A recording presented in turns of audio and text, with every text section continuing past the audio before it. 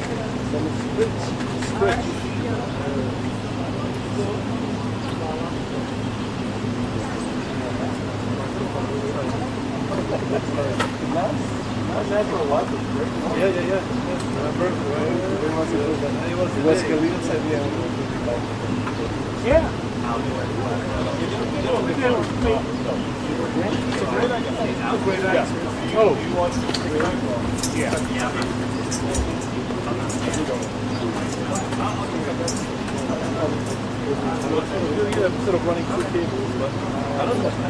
Sort of they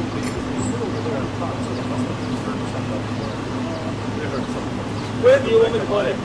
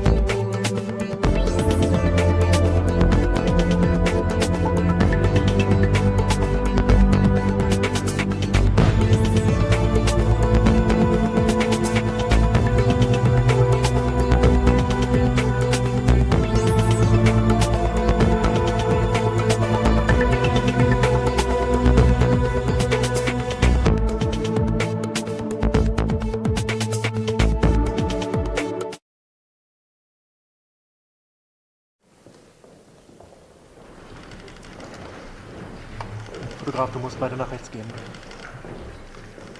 Oder runter. So, wir begrüßen Sie zum zweiten Mal heute hier im Bellevue. Sie merken, wir haben etwas Zeit aufgeholt. Gesehen haben wir uns eben bei der Ernennung des Bundeskanzlers. Das Kabinett kommt nur zustande, wenn wir auch die zuständigen Ministerinnen und Minister ernennen. Das wird jetzt unsere gemeinsame Aufgabe sein.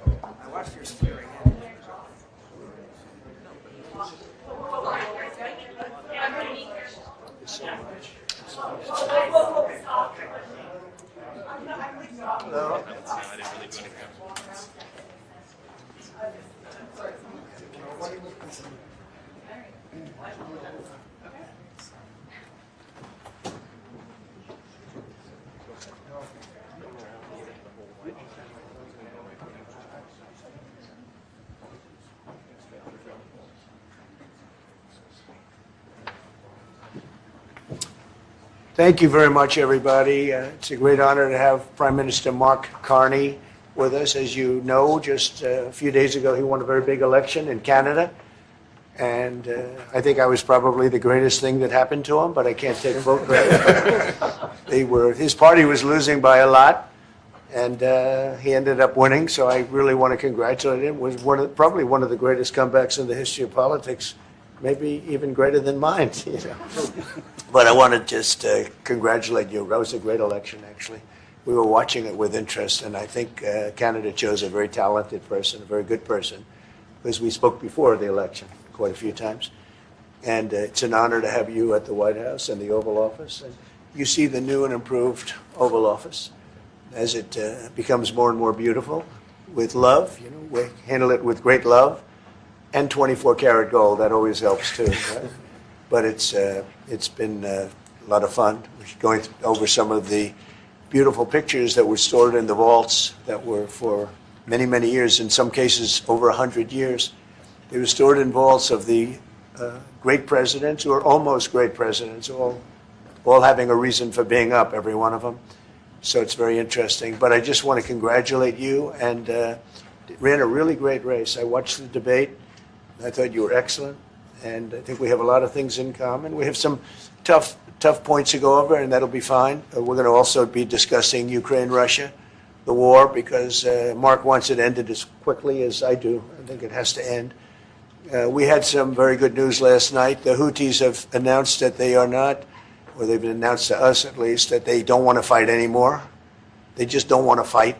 And we will honor that, and we will stop the bombings, and they have capitulated, but more importantly, we will take their word. They say they will not be blowing up ships anymore, and that's what the purpose of what we were doing. So that's just news. We just found out about that. So I think that's very, very positive. They were knocking out a lot of ships going, as you know, sailing beautifully down the various seas. It wasn't just the canal, it was a lot of other places. And I will accept their word, and we are going to stop the bombing of the Houthis, effective immediately. And Marco, you'll let everybody know that, okay? Do you have something to say about that, by the way? It's a pretty big announcement. Yeah, this was always a freedom of navigation mission. These are, a band of individuals with advanced weaponry that were threatening global shipping, and the job was to get that to stop. And if it's going to stop, then we can stop. And I think it's an important development. And we'll have maybe before we're going to, as you know, the Middle East, Saudi Arabia. We're going to UAE and Qatar, and that'll be, I guess, Monday night. Some of you are coming with us. I think before then we're going to have a very, very big announcement to make, like as big as it gets, and I won't tell you on what, but it's going to, and it's very positive. I'd tell you if it was negative or positive. I can't keep that out. It is really, really positive. And that announcement will be made either Thursday or Friday or Monday before we leave. But it'll be one of the most important announcements that have been made in many years about a certain subject, very important subject. So you'll all be here. Mark, would you like to say a few words? Well, thank you, Mr. President. I'm on the edge of my seat, actually, I for the know. big announcement. But thank you for your hospitality and above all for your leadership. You're a transformational president, focus on the economy with a relentless focus on the American worker, securing your borders, ending the scourge of fentanyl and other opioids, and securing the world. And I've been elected with my colleagues here, with the help of my colleagues here. I'm going to spread the credit to transform Canada with a similar focus on the economy, securing our borders. Again, on fentanyl, much greater focus on defense and security, securing the Arctic and developing the Arctic. And the history of Canada and the U.S. is we're stronger when we work together, and there's many opportunities to work together. And I look forward to, addressing some of those issues that we have, but also finding those areas of mutual cooperation so we can move forward. That's great. Very nice. Thank you very much. It's a very nice statement. Mr. President, Anybody? Is USMCA dead? No, it was actually very effective, and it's still very effective, but people have to follow it. So, that's been a problem. People haven't followed it. But it was a transitional step a little bit, and as you know, it terminates fairly shortly. It gets renegotiated very shortly. But I thought it was a very positive step from NAFTA. NAFTA was the worst trade deal in the history of our country, probably in the history of the world. And this was a transitional deal, and we'll see what happens. We're going to be starting to possibly renegotiate that if it's even necessary. I don't know that it's necessary anymore, but it served a very good purpose. And the biggest purpose it served is we got rid of NAFTA. NAFTA was a very unfair deal for the United States. Very, very terrible deal. It should have never been made. It was made many years ago, but it should have never been made. Canada and the United States. Would you like to see your first trade deal be with Canada, our neighbors in the world? I would love that. Look, I have a lot of respect for this man, and I watched him come up, in a sense, through the ranks when he wasn't given much of a chance, and he ran a really great campaign. He did a really great debate. I think that debate was very helpful. I was going to raise my hand. I don't know if that's good or bad. I shouldn't say that. That might hurt you. But no, he ran a really great election, I thought. And yeah, something could happen. Something could happen. Yeah, please. What's the top concession you want out of Canada? The top concession you want out of Canada? Concession? Yes, Friendship. but that's not a concession. No, we're going to be friends with Canada. Regardless of anything, we're going to be friends with Canada. Canada is a very special place to me. I know so many people that live in Canada. My parents had relatives that lived in Canada, my mother in particular. And no, I love Canada. I have a lot of respect for the Canadians. Wayne Gretzky, I mean, how good, the great one. You happen to have a very, very good hockey player right here on the Capitals, who I have a lot of respect. He is a big, tough cookie, too. Just broke the record.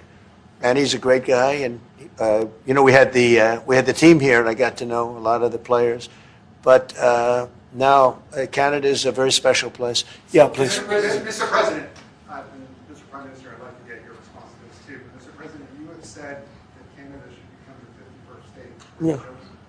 No. Well, I still believe that, but it takes two to tango, right?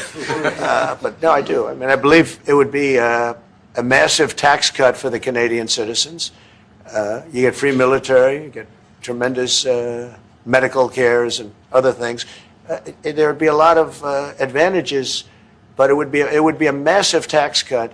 And it's also a beautiful, as a real estate developer, I'm a real estate developer at heart. When you get rid of that artificially drawn line, somebody drew that line many years ago with like a ruler, just a straight line right across the top of the country. When you look at that beautiful formation when it's together, I'm a very artistic person, but when I looked at that beauty, I said, that's the way it was meant to be. But,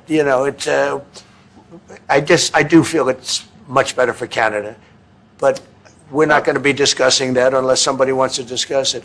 I think that there are tremendous benefits to the Canadian citizens, tremendously lower taxes, free military, which honestly we give you essentially anyway because we're protecting Canada if you ever had a problem. But I think it would really be a wonderful marriage because it's two places that get along very well. They like each other a lot.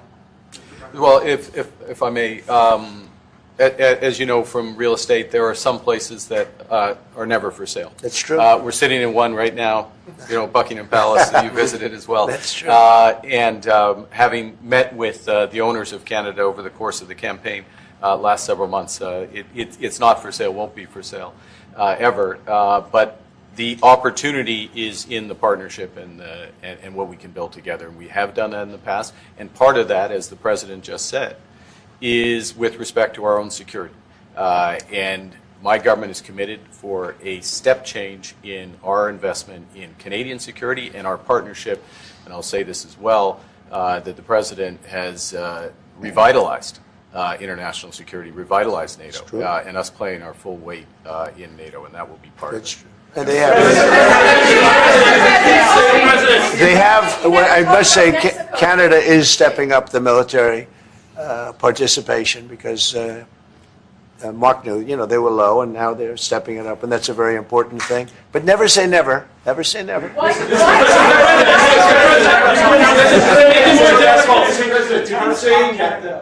would it take to get the tariffs off of Canada?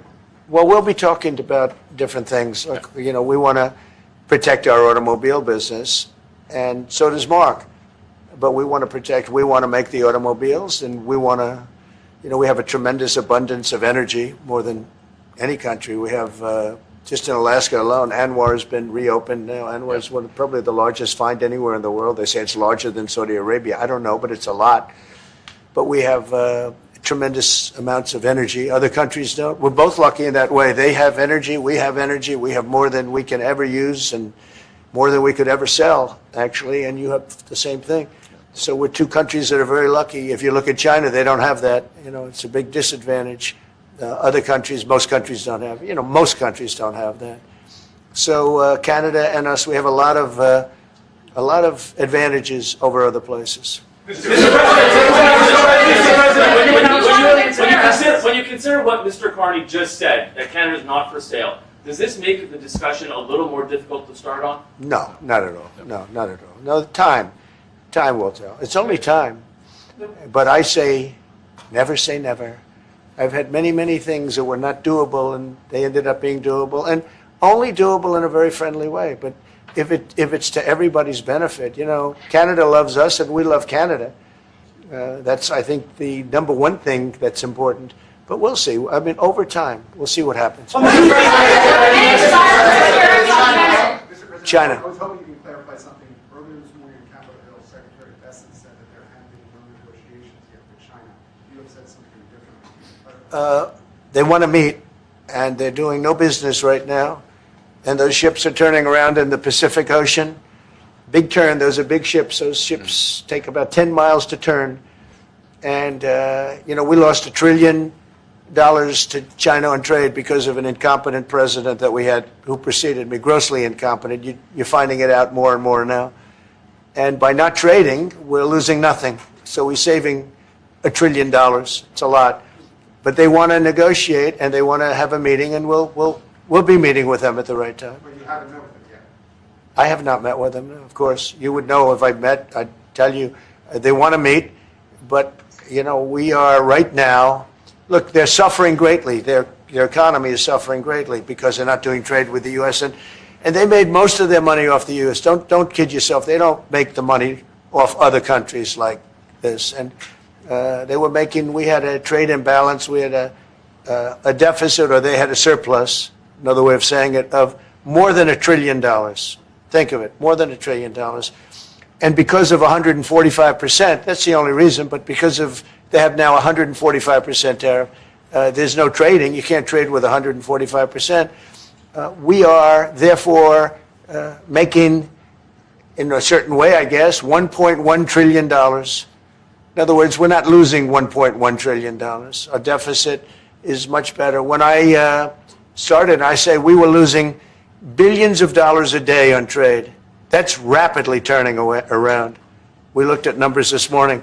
So we were losing, the United States during Biden was losing more than, I won't even give you numbers because they're so embarrassing, but billions of dollars a day on trade.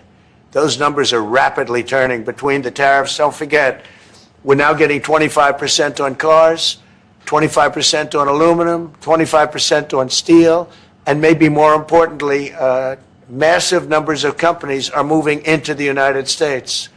Honda, we have tremendous, the car companies are moving in at levels we've never seen before. The biggest investment ever made in the United States is being made right now. Trillions of dollars. I would say we could be at $9 trillion. You could go back to other presidents. They haven't had $1 trillion for their entire term. Look at Biden. He had bad numbers. People were leaving. They weren't coming in. They were leaving with Biden, and he didn't know the difference. The only thing he knew is people coming in.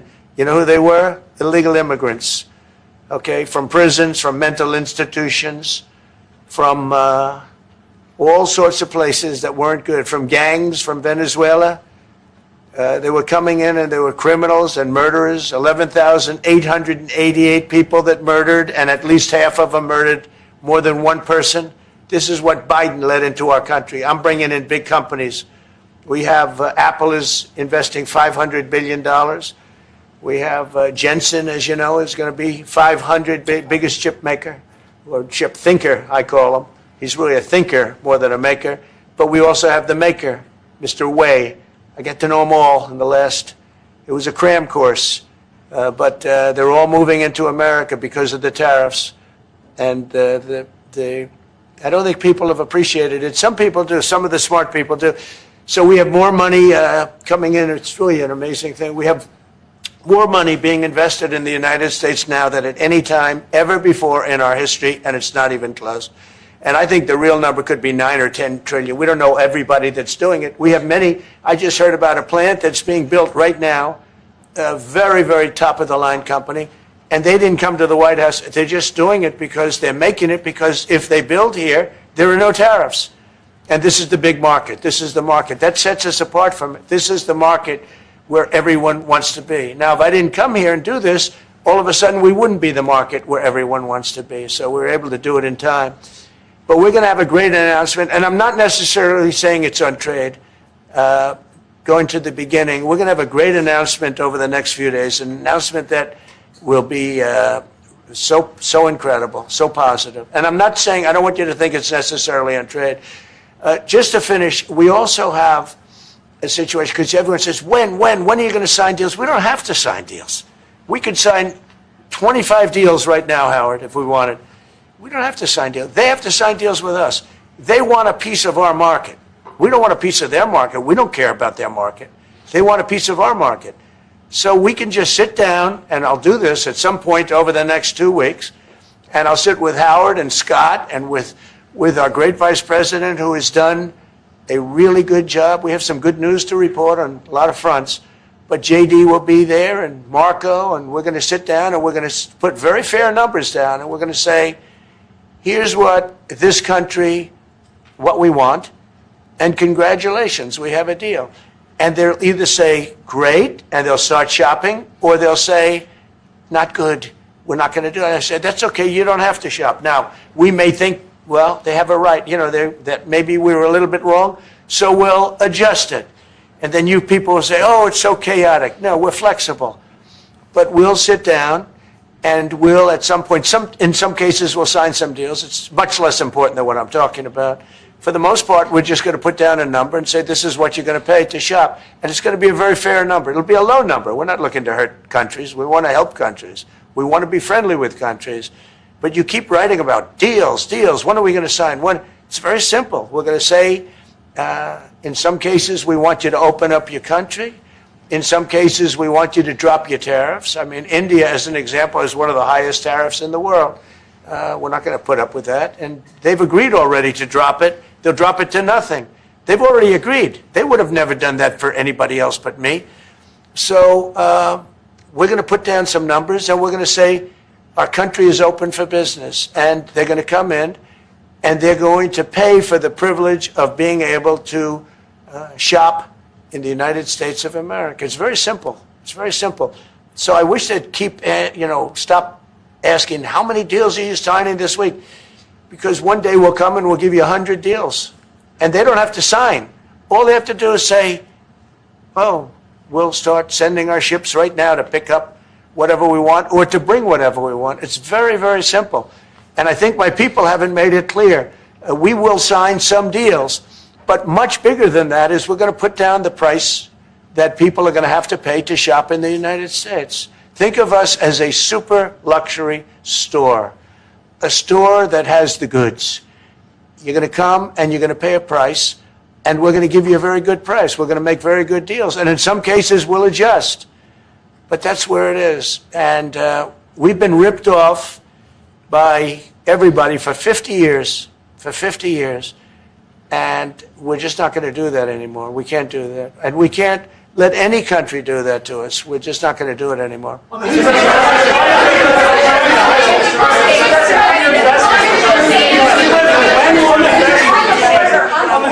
you tell us a bit more about the deal that you've reached with the Houthis? No, it's not a deal. They've said, please don't bomb us anymore, and we're not going to attack your ships. And where did you hear about that?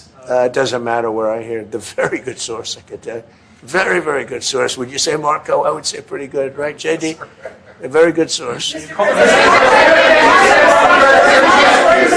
they don't want to be. They don't want to be. They don't want to be bombed anymore. You know, I sort of thought that would happen.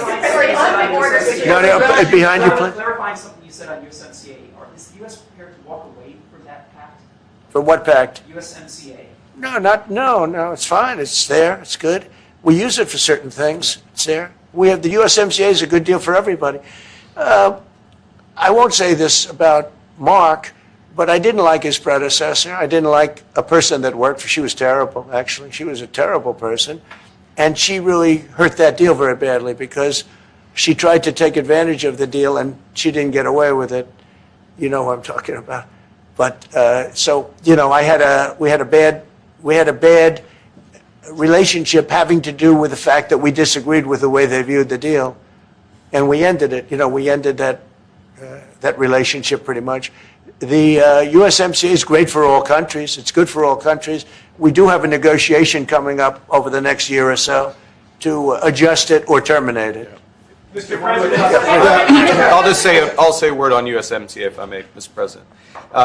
It is a basis for a broader negotiation. Some things about it are going to have to change. And part of the way you've conducted these tariffs has taken advantage of existing aspects of USMCA. So it's going to have to change. There's other elements that are come, and that's part of what we're going to discuss. Right. During the campaign, Prime Minister Carney talked about the American betrayal. How do you react if Canada decided not to shop in the American store as much as before and decided to partner with other countries? Well, we don't do much business with Canada from our standpoint. They do a lot of business with us. We're at like 4%, and usually those things don't last very long. We have great things, great product. The kind of product we sell, nobody else can sell, including military. Look, we make the best military equipment in the world, and Canada buys our military equipment, which we appreciate. But we make the best military equipment in the world by far. The missiles, the submarines, everything. Everything we have is really top notch. I rebuilt our military during our last term. Stupidly, we gave some away to Afghanistan, which shouldn't have happened. But that was, I think it was the most embarrassing moment in the history of our country. It was just very incompetent people. But if you look, the man that's now the head of our Joint Chiefs, he led the attack on ISIS for me. That's why he's the head of the Joint Chiefs. And Raisin Kane, he was unbelievable. And as you know, we defeated ISIS in 3 weeks. It was supposed to take 5 years. We did it in 3 weeks. And he ran the campaign. I said, I like him. But I knew him before. I went to Iraq, and we agreed to a plan, and that was the plan. And as you know, we did it in record time. So we have the best equipment in the world. We have a lot of things. But Canada, it does a lot more business with us than we do with Canada. Yeah. Mr. President, your investments, Mr. President. When do you think the investments that you've announced, the trillions, will finally hit economic data this year? When you're saying about the tariffs and all? No, about the investments that you've announced. Oh. You've announced, It's hitting right now. Look, they're already starting AI plants. These are not people that look for financing. That's a good thing. You know, in real estate, you get a site, then you have to look for financing, you have to get your zoning, 5 years later you start building, you get a bank, then the bank's no good. And these people have massive amounts of cash. The CHIPS Act was a ridiculous thing because that doesn't get them to build. All we did is hand very wealthy companies money. The CHIPS Act that was done by Biden. Billions, we give them billions of dollars. They don't even have to do anything with it. And then if you weren't, if you didn't have, and I don't want to be a wise guy, but if you didn't go with the DEI, if you didn't go with all of the different things, woke, if you weren't woke, you couldn't even use the money. You had to have a certain percentage of this and that and that and that. It's impossible to have. The companies actually complained to me. They said they gave me all this money, but nobody can get these people to do anything. I mean, look, President Obama, and if he wanted help, I'd give him help because I'm a really good builder and I build on time, on budget. He's building his library in Chicago. It's a disaster. And he said something to the effect, I only want DEI, I only want woke. He wants woke people to build it. Well, he got woke people, and they have massive cost overruns. The job is stopped. I don't know. It's a disaster. And I don't like that happening because I think it's bad for the presidency that a thing like that should happen. He's got a library that's a disaster. And he wanted to be very politically correct, and he didn't use good, hard, tough, mean construction workers that I love, Marco. I love those construction workers. But he didn't want construction workers. He wanted people that never did it before, and he's got a disaster in his hands. Like millions of dollars, many millions of dollars over budget. And I would love to help him with it, or somebody else. I could recommend professionals, but it was not built in a professional manner. By the way, nor was in California a little train going from San Francisco to Los Angeles that's being run by Gavin Newsom, the governor of California. Did you ever hear of Gavin Newsom? He has got, that train is the worst cost overrun I've ever seen. It's like totally out of control. So then they said, all right, we won't go into San Francisco. We'll stop 25 miles short. And we won't go into Los Angeles. We'll stop 25 miles short. It's hundreds of billions of dollars for this stupid project that should have never been built. And then they realized that it would have been a lot less costly if we just gave limousine service back and forth and gave it free. They would have saved hundreds of billions of dollars. They have airplanes that go there for one 1/100th the cost. And they have cars. They have a thing called the highway that goes back and forth. It's not fully utilized. And they got involved with this project. And Gavin, I always liked Gavin. I had a good relationship with him. I just got him a lot of water. I sent in people to open up that water because he refused to do it. And we just got him a lot of water. If they would have had that water, and if they would have done what I said to do, they wouldn't have had the fires in Los Angeles. Those fires would have been put out very quickly. But if you think about it, and you got to take a look at this, it's the worst cost overrun I've ever seen. I've watched a lot of stupid people build a lot of stupid things, but that's the worst cost overrun I've ever seen, what's happening between San Francisco and Los Angeles. And you ought to ask about that because this government is not going to pay. I told our very great new Secretary of Transportation, he's doing a good job, Sean Duffy, I said, we're not going to pay for that thing. It's out of control. This is something that you don't have things like this. It's not even conceivable. Like 30 times over budget, 30 times. It's the craziest thing and now it's it was supposed to be a simple train. And I think the media should take a look at it. And I'd love him to run for president on the other side. I'd love to see that. But I don't think he's going to be running because that one project alone, well, that and the fires and a lot of other things, pretty much put him out of the race. Mr. President, what changes would you like to see to the USMCA? Or what changes would you like to make? We're going to work on some subtle changes, maybe. I don't even know if we're going to be dealing with USMCA. We're dealing more with concepts right now. Look, right now, we're doing trade. We have trade. They're paying a tariff on cars and steel and aluminum.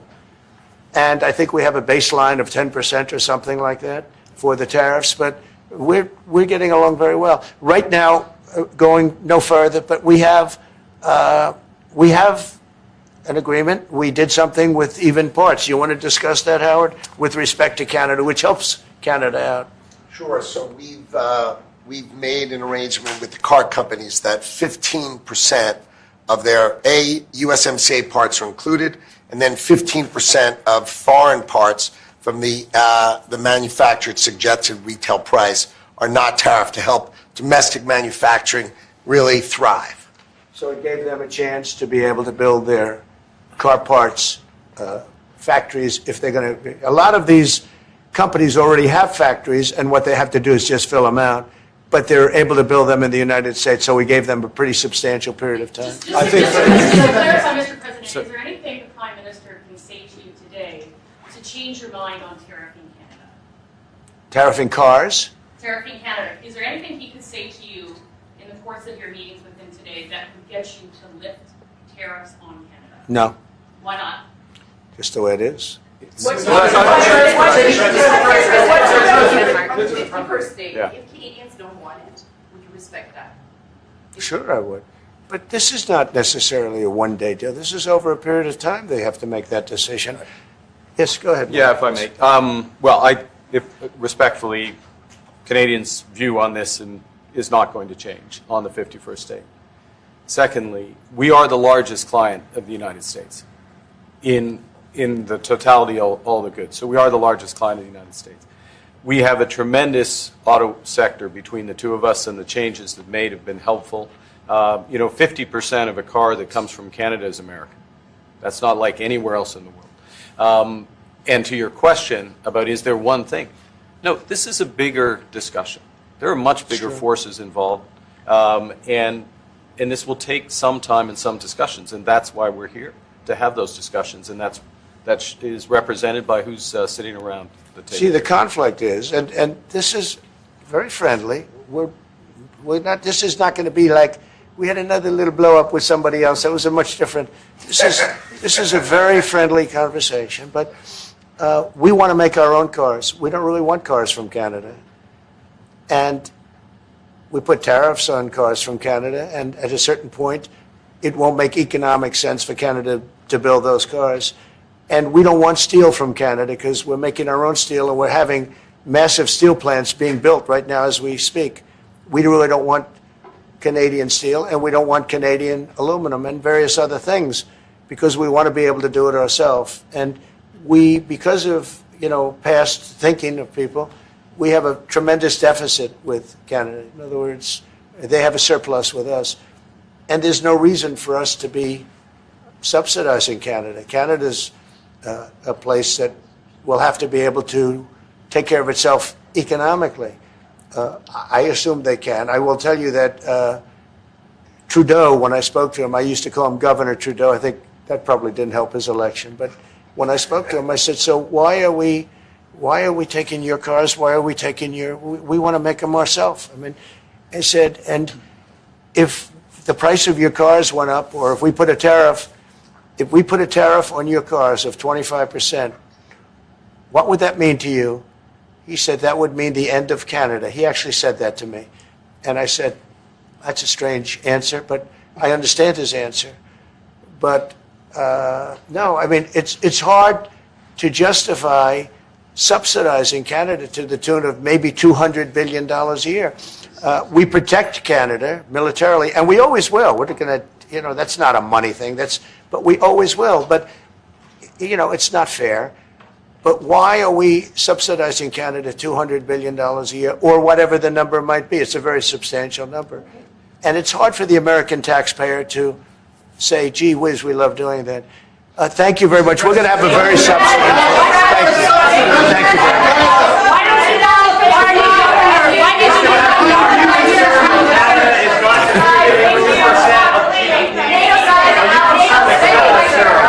Sir, NATO spending? You come out, Canada's NATO spending, $100 thanks, guys. You should deal with this.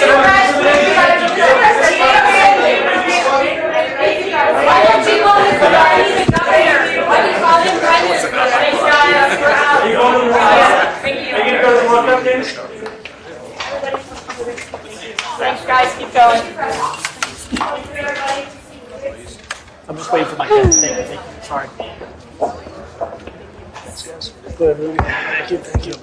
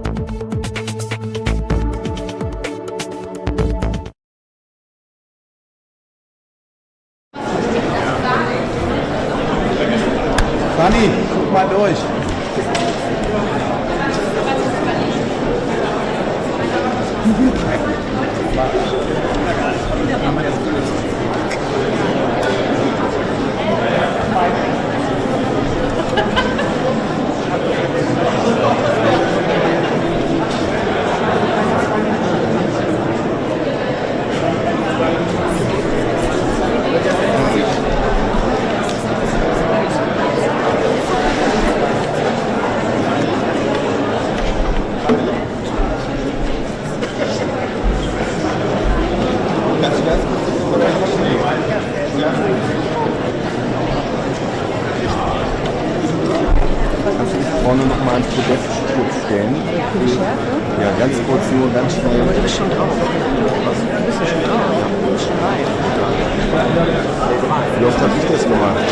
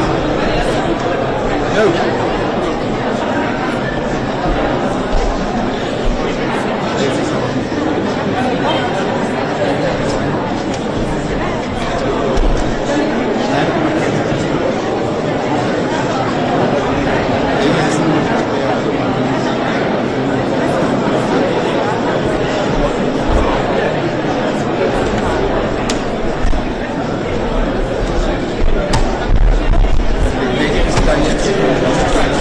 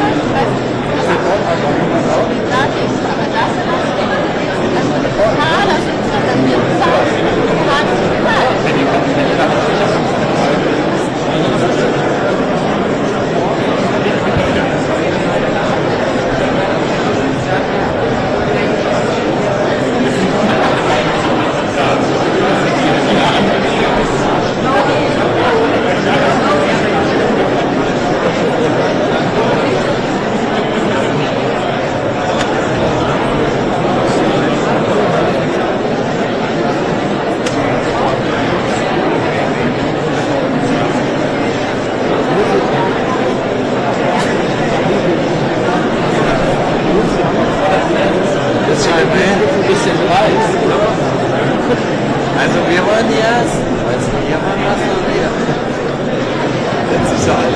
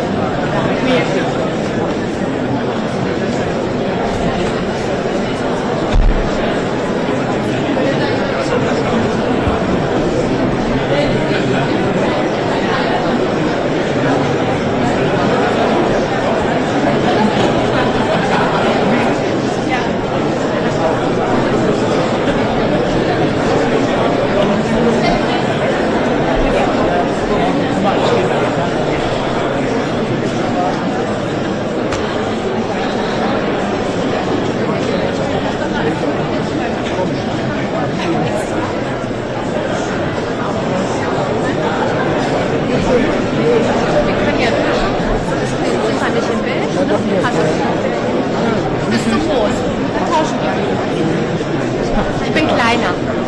Da kommt man drüber hinweg, oder? Super. Sehr gut.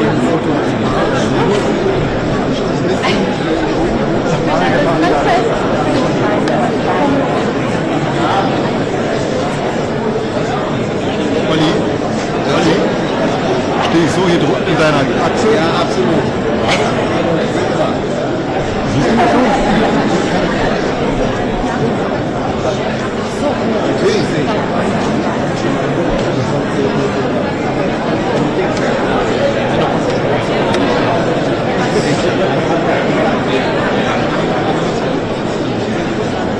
Nee, du musst echt ein Stück weiter rüber. Das für dich? Guck mal, das ist ja manchmal immer durch. Erst gucken.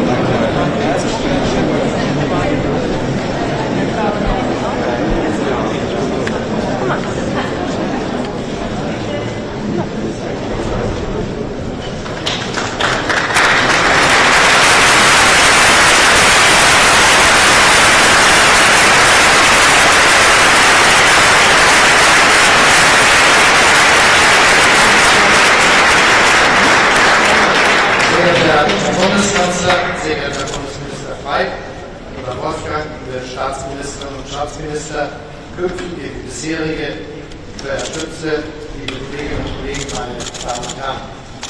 Herzlich willkommen im Bundeskanzleramt für alle, auf die das zutrifft. Herzlich willkommen an Ihrem neuen Arbeitsplatz. Dass dieser Arbeitsplatz ein ganz besonderer ist, muss ich Ihnen sagen. Das Grundgesetz beschreibt die Funktion des Bundeskanzlers in der entscheidenden schnörkellosen Klarheit so. Der Bundeskanzler bestimmt die Richtlinien der Politik und trägt dafür die Verantwortung. Mit Ihrer Wahl zum 10. Bundeskanzler tragen ab heute Sie diese besondere Verantwortung für unser Land über Herz. Dazu konnten wir bereits gratulieren. Meine Vorgängerin hat bei der Amtsübergabe vor 3,5 Jahren gesagt, man wisse in diesem Amt beim Aufstehen nicht, was bis zum Abend passiert. Vielleicht hatte sie, das hatte ich nur noch heute. In den zurückliegenden Jahren hatten wir es mit einem Krieg hier bei uns in Europa zu tun, mit einer Energiekrise, hoher Inflation und zuletzt den amerikanischen Zöllen gegen Europa, dazu mit der Daueraufgabe, unser Land zu modernisieren und den Klimawandel zu bekämpfen. Es braucht keinen Propheten, um vorherzusagen, auch in den kommenden Jahren wird hier im Bundeskanzleramt kaum ein Tag vergehen ohne neue Bewährungsproben. Aber mit derselben, deshalb sage ich auch Deutschland, wird diese Bewährungsprobe bestehen. Weil wir ein Land sind, das zusammenhält und das Freunde hat in Europa und Partner weltweit. Weil die demokratischen Kräfte bei uns zum Wohl der Bürgerinnen und Bürger zusammenarbeiten, so wie wir das auch in den vergangenen Wochen erlebt haben. Und weil unser Land starke Institutionen hat, so wie dieses Haus mit seinen hervorragenden Mitarbeiterinnen und Mitarbeitern. Die Verantwortung, die das Grundgesetz dem Bundeskanzler zuweist, von der ich zu Beginn gesprochen habe, tragen Sie nicht allein, Herr Merz. Ihm steht im Bundeskanzleramt ein Team aus hunderten hervorragenden Frauen und Männern zur Seite. Ein Team von allerhöchster Fachkompetenz und Professionalität. Ein Team, das Sie tragen und unterstützen wird, so wie es mich in den zurückliegenden Jahren getragen und unterstützt hat. Dafür sage ich Ihnen, liebe Kolleginnen und Kollegen, von Herzen schönen Dank.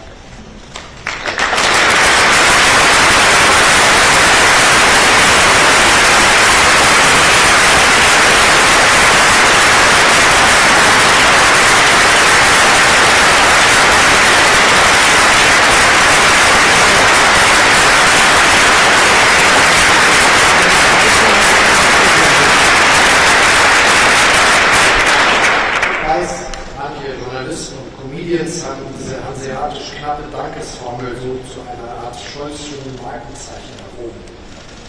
Aber den Nicht-Hanseaten kann ich versichern, schönen Dank. Das bringt für einen Hamburger wie mich tiefe Wertschätzung und herzliche Dank am ganzen Ausdruck. Diese Dankbarkeit und Wertschätzung schießt übrigens Sie alle, die Gärtner und Reinigungskräfte, die Abteilungsleiterinnen, die Gruppenleiter und Referenten, Fahrer und das Sicherheitspersonal, die Kolleginnen und Kollegen im inneren Dienst, in der Druckerei und in den Sekretariaten genauso wie in den Registraturen der Kanzlerküche.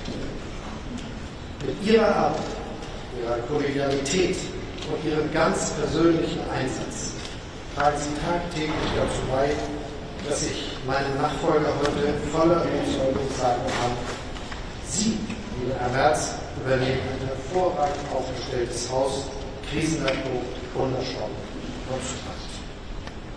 Sie können also direkt loslegen, so wie es die Bürgerinnen und Bürger unseres Landes erwarten, so wie es die unruhigen Zeiten auch erfordern. Dafür wünsche ich Ihnen und Ihrem ganzen Team viel Erfolg, viel Kraft und alles Gute und Ihnen allen schönen Dank.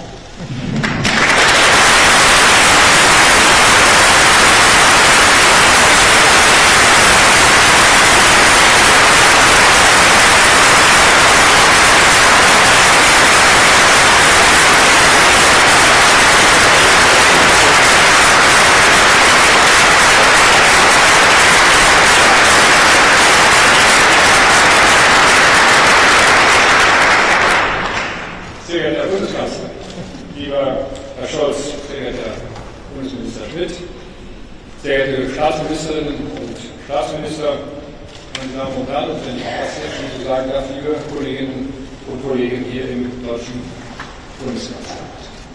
Zunächst Ihnen, Herr Bundeskanzler, lieber Herr Scholz, herzlichen Dank für Ihre Arbeit, für Ihre freundlichen Worte heute. Was für ein Tag. Mit einigen Überraschungen, so wie Sie es ja auch angekündigt haben für die Arbeit in diesem Haus. Ich möchte Ihnen herzlich danken für die Arbeit, die Sie als Bundeskanzler der Bundesrepublik Deutschland in den zurückliegenden 3,5 Jahren geleistet haben.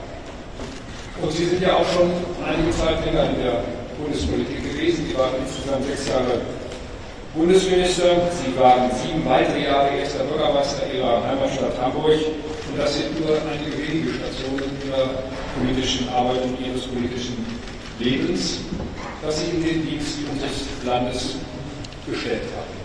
Dafür möchte ich Ihnen herzlich danken. Und ich tue das an diesem heutigen Tag als neu gewählter Bundeskanzler der Bundesrepublik Deutschland im Namen des ganzen Kabinetts. Aber ich darf es, glaube ich, auch in Ihrer aller Namen sagen, meine Damen und Herren, herzlichen Dank, Olaf Scholz.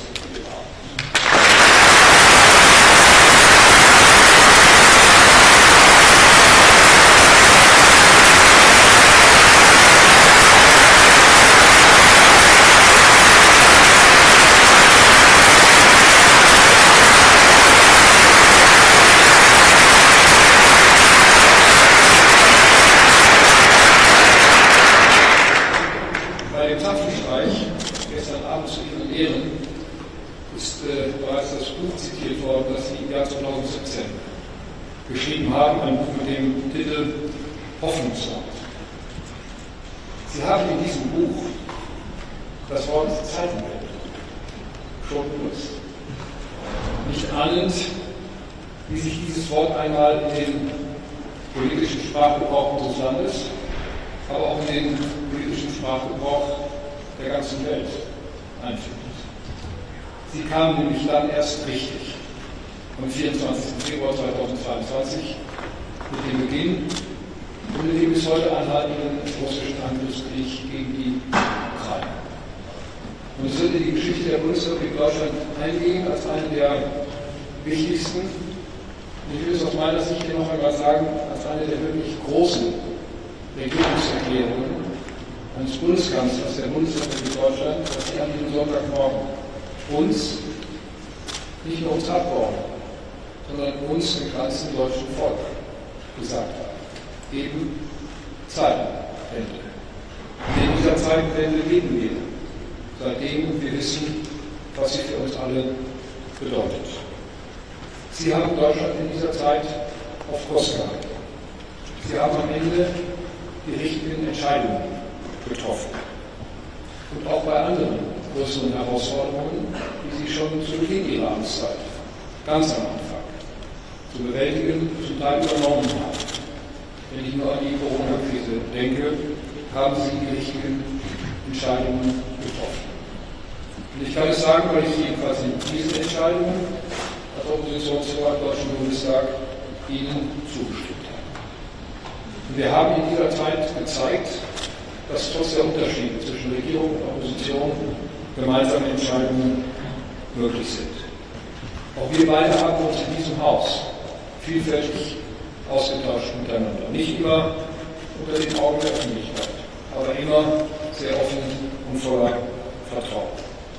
Dafür danke ich Ihnen auch persönlich von ganzem Herzen. Heute darf ich von Ihnen das Amt des Bundeskanzlers in diesem Haus übernehmen. Ich bin zunächst dankbar für die Unterstützung der Wählerinnen und Wähler und auch für das Vertrauen der Abgeordneten im Deutschen Bundestag, das ich heute dann im zweiten Wahlgang gefunden habe. Die Verantwortung, die dieses Amt mit sich bringt, sie ist mir sehr bewusst. Ich nehme diese Verantwortung mit Demut, aber, meine Damen und Herren, auch mit Entschlossenheit und mit Zuversicht an. Es ist gut, dass Deutschland jetzt heute wieder eine Bundesregierung mit einer parlamentarischen Mehrheit hat. Wir sind eine Koalition aus der Mitte des politischen Spektrums unseres Landes. Und ich bin sehr zuversichtlich, dass wir in der Lage sein werden, die Probleme unseres Landes aus eigener Kraft, aus diesem Haus heraus, auch aus diesem Haus heraus lösen zu können. Ich bin auch deshalb zuversichtlich, meine Damen und Herren, weil ich weiß, dass ich auf die Mitarbeiterinnen und Mitarbeiter dieses Bundeskanzleramtes stützen kann und dass darauf absoluter Verlass ist. Sie haben in den letzten Jahren Herausragendes geleistet. Sie haben Fachkompetenz, Professionalität und Einsatzbereitschaft vielfach eindrucksvoll unter Beweis gestellt. Und ich bin überzeugt, auch in der nun begonnenen Wahlperiode des Deutschen Bundestages und der Amtszeit der neuen Bundesregierung werden Sie großartige Arbeit leisten und entscheidend zum Gelingen und Erfolg der neuen Bundesregierung beitragen. Meine Damen und Herren, der Regierungswechsel ist richtigerweise und notwendigerweise mit Veränderungen verbunden. Aus diesem Haus heraus gehen die Stäbe des Ostbeauftragten und der Integrationsstaatsministerin. Sie werden in die Fachministerien wechseln. Aber mit der Staatsministerin für Sport und Ehrenamt und auch in den Leitungsbereichen und Fachabteilungen, nicht zuletzt mit dem Nationalen Sicherheitsrat, werden auch neue Kolleginnen und Kollegen zu uns stoßen. So normal und üblich diese Wechsel auch sind. Mir ist es wichtig zu sagen, dass sie ordentlich und voller Kollegialität ablaufen. Dass wir denjenigen Kolleginnen und Kollegen, die uns verlassen, ganz ausdrücklich für ihre wertvolle und hochgeschätzte Arbeit in diesem Haus danken und dass wir die neuen Kolleginnen und Kollegen herzlich willkommen lassen. Ein Regierungswechsel ist aber auch immer ein Test. Wie reif ist die Demokratie eines Landes? Wie stark die Institutionen, wie professionell die Amtsträger und ihre Mitarbeiterinnen und Mitarbeiter. Ob die Übergabe von beiden Seiten ohne Auftrumpfen und ohne Hinterhalt abläuft. In jeder Hinsicht kann ich sagen, Deutschland hat erneut auch heute diesen Test bestanden. Mein Dank geht also nochmal Ihnen, Herr Bundeskanzler, und Ihrem Team. Das ist bis hierhin in jeder Hinsicht sehr professionell und jederzeit mit der notwendigen Klarheit und mit dem notwendigen Vertrauen untereinander abgelaufen, auch zwischen den leitenden Mitarbeiterinnen und Mitarbeitern. Und wie Sie es gesagt haben, die demokratischen Kräfte arbeiten zum Wohl der Bürgerinnen und Bürger unseres Landes zusammen. Jetzt geht es also los. Ich freue mich auf die neue Aufgabe und ich freue mich auf die vertrauensvolle Zusammenarbeit mit Ihnen allen in diesem Haus. Sie sind für mich nicht nur Mitarbeiterinnen und Mitarbeiter, Sie sind für mich, so wie ich zu Beginn gesagt habe, auch Kolleginnen und Kollegen. Vielen Dank auf gute Zusammenarbeit.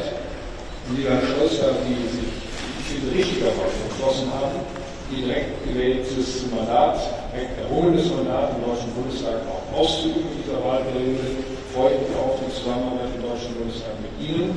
Und so wie wir es gestern verabredet haben, ich werde Ihren Rat und Ihre Hilfe gerne in Anspruch nehmen. Alles Gute für Sie und nochmals herzlichen Dank.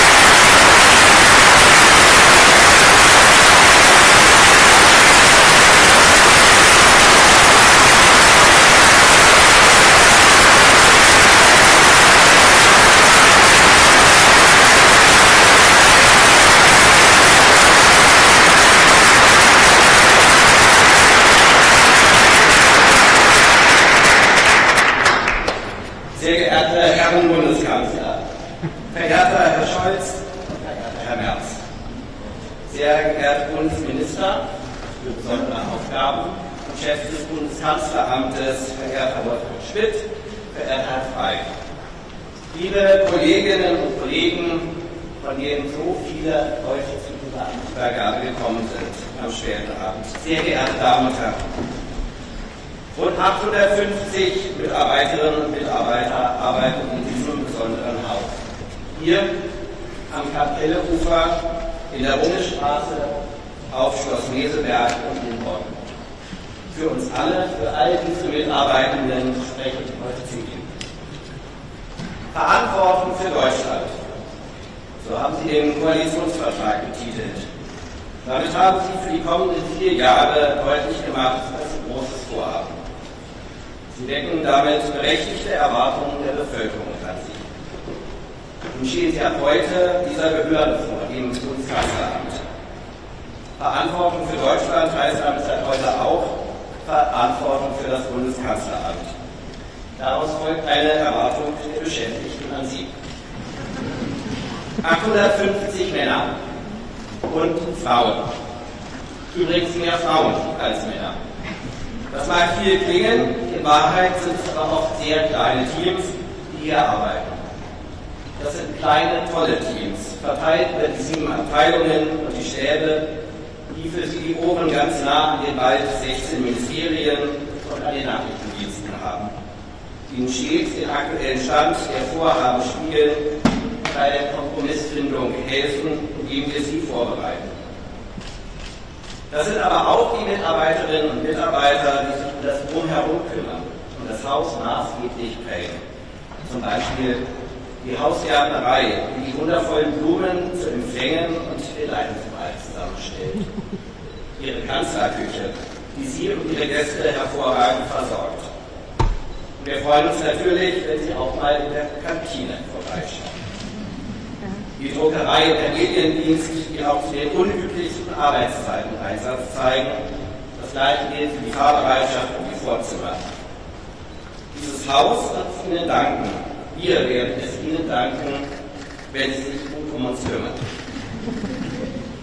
Und dafür setzen wir uns als Personalrat ein.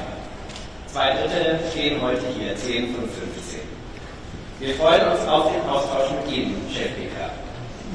Wir sind Ihr Partner für den Weg nach innen. Während Sie sondiert haben, während Sie Koalitionsverhandlungen geführt haben, haben auch wir uns vorbereitet. Wir waren in Klausur, wir haben die Kolleginnen und Kollegen im Haus gefragt. Gemeinsam mit Ihnen wollen wir hier für gute Arbeitsbedingungen für alle sorgen.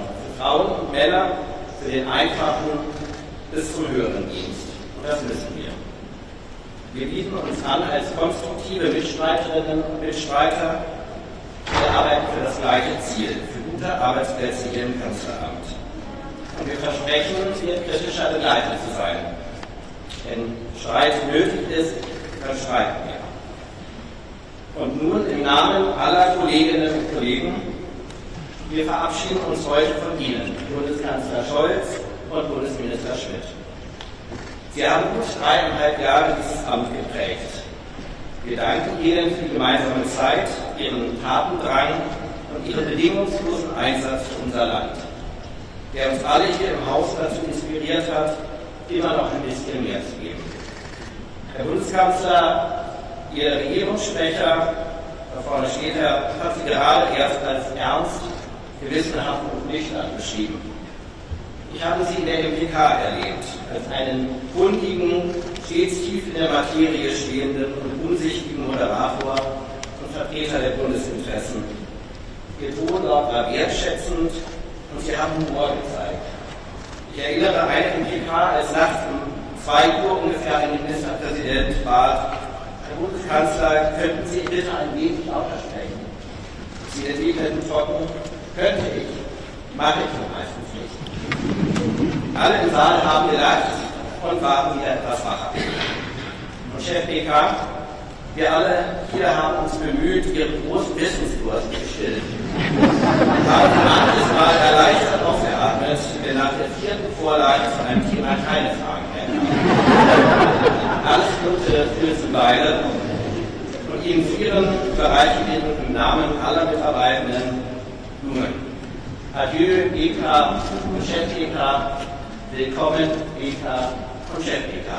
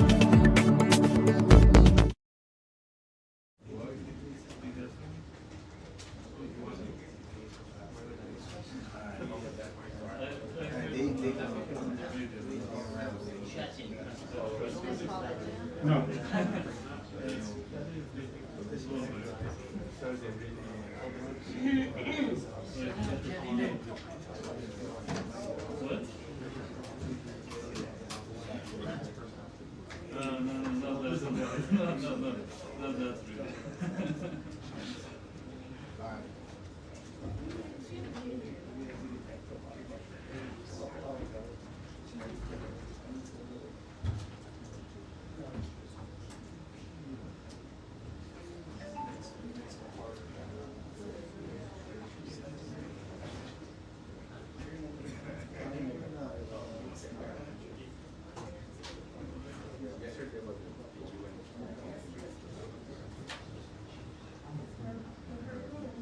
I'm Terry.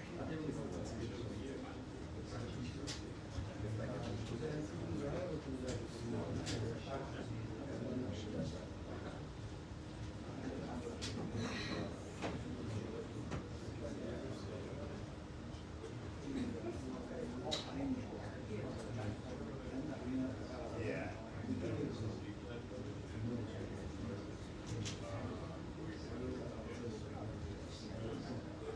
Okay. Nice. Okay. That's what I was saying.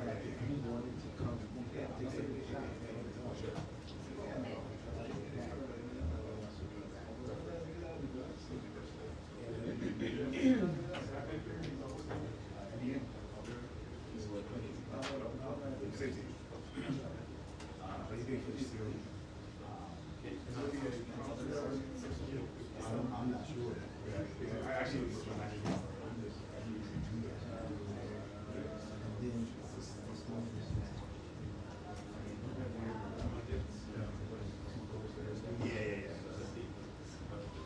I think this one of the I've been back here a couple times. I know you tapped it.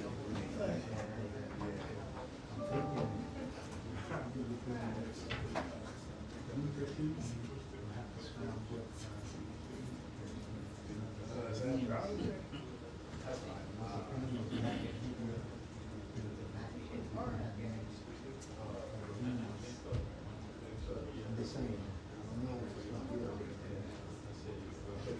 Yeah, I film within my parameters. I can't cross the line.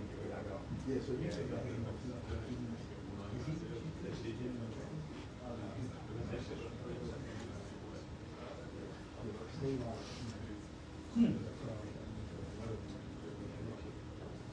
She didn't know the actual one because he was the secretary. He's SVT. Yeah. He's SVT. And he was her now. So she should know this is. So we know.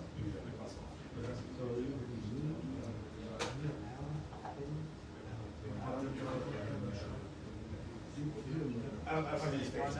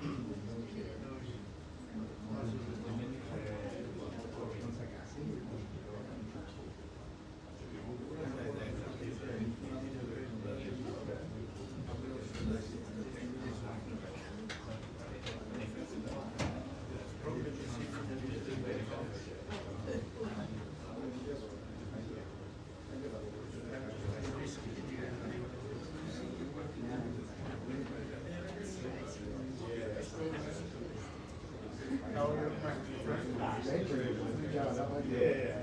Which is actually what we do that. A couple of friends.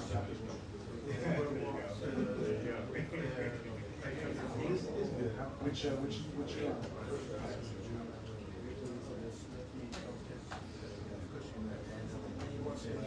oh yeah. I haven't met most of the people I was invited. You might know the one. So you have.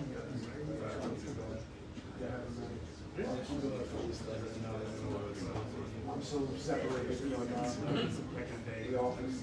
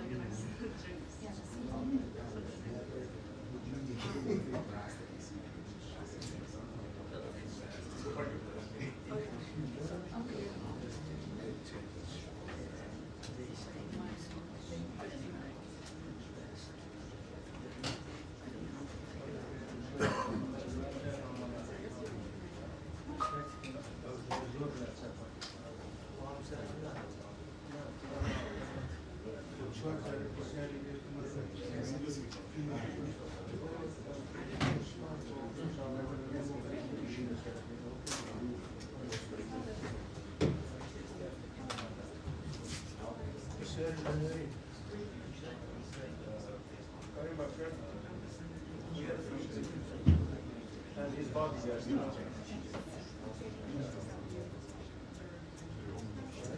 Oh, yeah.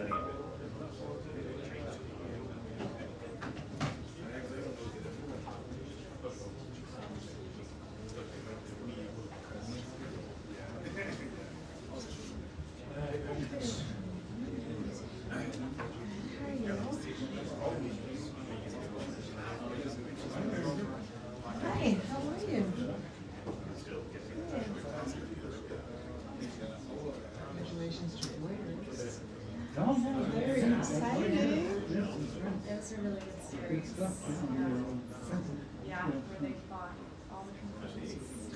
Yeah, it's really interesting.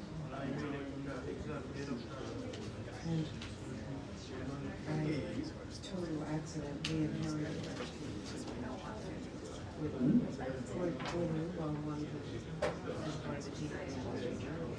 He now works with us. So we said,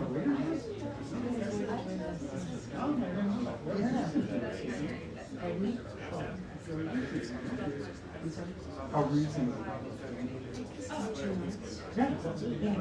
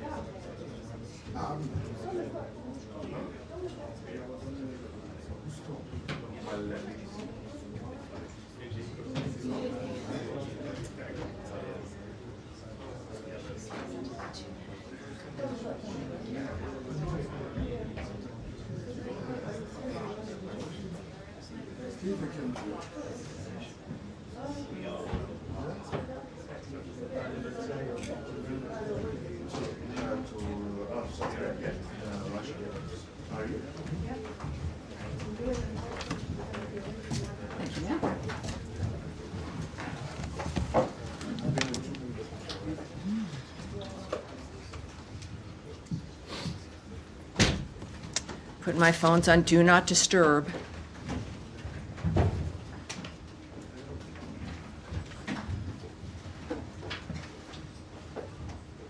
Cool. All righty, everybody. Thank you for being here. Give you a couple more minutes. I know I scooted in here before the 2 minutes was 2 minutes. How's everybody today? Looks like it's nice out there. Good. Thank you, guys. I'm really hoping, even though these ladies have been allowed to bring their computers in again, that it won't be as exciting as Thursday. But we'll see. We'll see. Good. All right. Thank you, everybody. So a little bit of an update here, an announcement for you. A couple announcements. The State Department has no higher priority than ensuring the safety and security of Americans, whether at home or abroad. To that end, President Trump has made it a priority to bring home Americans unjustly detained overseas. Yesterday, Secretary Rubio joined President Trump in welcoming home Ksenia Karelina to the Oval Office, who was wrongfully detained in Russia for over a year. In his first 100 days, the 47th president has secured the release of 47 unjustly held Americans. No administration has worked so hard or so quickly to bring home U.S. citizens imprisoned abroad. That is because of the leadership of President Trump, and we are committed to bringing home every single American who is wrongfully detained around the world. Secretary Rubio also joined President Trump in the Oval Office today for a meeting with the Canadian Prime Minister. During the meeting, Prime Minister Carney described his intention to increase Canada's defense spending, exceeding President Trump's leadership there and the demand of what he was looking for. 9 years ago, most NATO allies were nowhere near spending 2%. Today, allies agreed that they must increase their defense spending, and every week more are announcing the increase. 18 countries, in fact, since the November election. Let's see here. We've got now something very important I think most of you have heard about, certainly through the president as well. The president also announced in this meeting that the Houthis have capitulated following the administration's strikes. In the president's words, the Houthis have announced that they don't want to fight anymore. They just don't want to fight, and we will honor that, and we will stop the bombings. They say that they will not be blowing up ships anymore. As Secretary Rubio explained, this was always a freedom of navigation issue. These are a band of individuals with advanced weaponry that were threatening global shipping, and the job was to get that to stop. And if it's going to stop, then we can stop.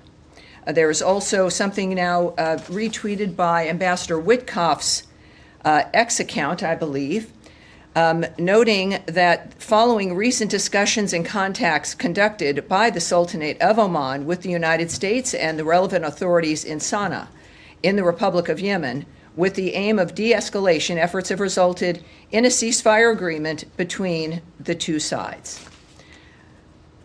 So that's always a good thing.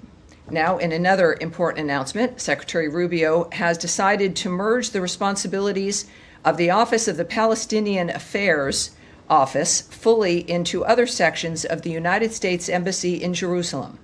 This decision will restore the first Trump term framework of a unified U.S. diplomatic mission in Israel's capital that reports to the U.S. ambassador to Israel. Ambassador Huckabee will take the steps necessary to implement the merger over the coming weeks. The United States remains committed to its historic relationship with Israel, bolstering Israel's security and securing peace to create a better life for the entire region. And now I will take your questions. Daphne. Thank you. On the ceasefire deal with the Houthis, could you give a sense of how the State Department was involved in this? What did U.S. engagement with Oman and the Houthis look like on this? Well, we've got some details. Again, I've noted to you what the Omanis have messaged, again, retweeted by Ambassador Witkoff. I can read you a little bit more here as well that gives you a few more details. In the future, they note, neither side will target the other, including American vessels in the Red Sea and the Bab el-Mandab Strait, ensuring freedom of navigation and the smooth flow of international commercial shipping. The Sultanate of Oman expresses its gratitude to both parties and their constructive approach that led to this welcome outcome, and hopes that it will lead to further progress on many regional issues toward achieving justice. So at that point, though, there's more that obviously you want to hear about, obviously some of the details, and I would expect I'll have more for that on that for you probably Thursday's briefing. We'll look for it there. Andrea. Thank you. Can I follow up on that, please? Sure, of course. Does this ceasefire also extend to the Houthis not attacking Israel and Israel not attacking the Houthis as they have just today in retaliation for the attack by the Houthis against the area near Ben Gurion? just a few days ago. Well, and just looking at the president's remarks, looking at this particular message from the Omanis, this is about the Red Sea, the attacking of ships, and the nature of the action that the United States had taken, making it very clear at the time that this was not going to be a pinprick operation, that we were going to continue this operation until the Houthis stopped attacking shipping in that framework. That is what I've seen here, and that's all I can remark on. And Ambassador Witkoff said last night at the Israeli Independence Day celebration that very, very shortly there would be announcements on expansion of the Abraham Accords. The president also today said that there would be a big announcement next week that was very positive, but that he was just, my word, sort of teasing about it. But I think it'd be a classic, talking about something before it lands without, giving too many details. That is certainly, of course, my situation here as well. But when the president says there's going to be a big announcement, I would take him seriously. And he would, of course, I think, put it that way in the fact that it's very good news for people. And what about Ambassador Witkoff saying very, very shortly there would be an expansion of the Abraham Accords? Well, I will wait for the Secretary when it comes to the details of what's going to be described and announced in that regard. Of course, we know of the importance of the Abraham Accords, starting with the success in the first Trump term and what that meant for the region, something that no one ever thought would occur. Once again, Trump has a tendency to accomplish those kinds of things that make a huge difference for a long time. So I have nothing to report for you right now, but clearly it appears as though I will later on in the week. Nadia. Thank you. I want to follow up on Yemen. Despite the statement by the President and the Secretary on the ceasefire, and also the Omani Foreign Minister just confirmed it, the other side, which is the Houthis themselves, denied it. They're saying that we are not going to stop attacking the ships. So how do you explain that? Are they not? Well, they're a terrorist group, so Or they playing for public consumption? I use for my basis of who to listen to and who to take seriously, of course, is the President of the United States, Ambassador Witkoff, the Secretary of State, Marco Rubio. I think that, as what we've said, of course, also when it comes to other situations, is that we look to actions, not words. And clearly there's been development here that the President shared, and I think his words are the words that one needs to rely on. And the attack on the port of Sana'a, as you know, Sana'a now is completely out of service. 20 million people are affected as a result. Was this attack coordinated with the United States, or do you think this is more like a collective punishment against civilians in Yemen as well, because they won't be able to use that port anymore? Well, I certainly, I would refer you to the DOD regarding any questions about American action, certainly with the operations that we'd had against the Houthis and the shipping issue. But I can't speak to any action, of course, that Israel may have taken or the nature of any of that. But in regard to the rest of this, President Trump categorized this as some very good news. That the Houthis announced, again, they don't want to fight anymore, and that we will honor that and stop the bombing. He said they have capitulated. And again, we had a very specific framework there, but again, I'd refer you to the DOD in regard to that. Matt Lee, interested in the subject line? Sure.